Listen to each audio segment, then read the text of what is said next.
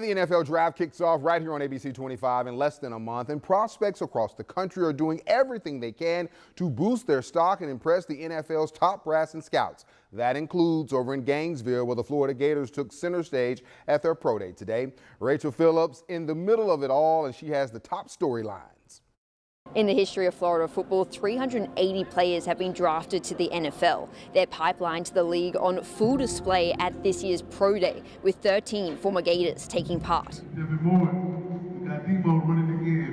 Florida's best showing out and making their case in front of 68 personnel from all 32 NFL teams, including the Jaguars. Every player chomping at the bit to hear their name called in April. It's going to mean everything. I'm going to break down in tears because all the things I've been through, I'm going to be so happy. It would mean the world to me, That's something that I've dreamt of since I was a little kid, so being able to go through and, fulfill my dreams right now is definitely something that I saw coming, but it's kind of surreal going through it. When I look back, it's not a lot of people in my life or where I'm from that can say they doing what I'm doing right now, so it's definitely a blessing. It's a blessing that didn't come easy for George Gums Jr. The now defensive end started his collegiate career as a preferred walk-on wide receiver at Northern Illinois. Fast forward 5 years and he's benching 22 reps at 225. I cried about walking on because who wanna as a kid you don't want your parents to pay for school and take it alone. I didn't get the opportunity to do that, but still look I just kept striving and look where I'm at today.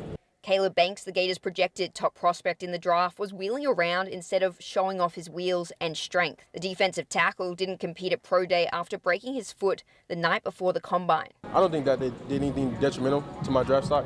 I don't really think too much about that. You know what I mean? I'm staying grounded. It happened. My story's already written. Banks has already had meetings with 3 NFL teams and is scheduled for at least 5 more. But scouts at Pro Day got to see his character in plain sight. I can't be out there, going. And I know if I was out there doing drills, I know they'd be supporting me. So, and I know that's exactly what they need. He decided to be here and show up for the guys. I feel like that's a wholesome, guy, a great guy. Florida will look to continue its streak of being the only SEC school to have a guy drafted in every year since 1967. The NFL draft kicks off on April 23rd and runs through the 25th. For now, reporting from Gainesville, I'm Rachel Phillips, First Coast Sports.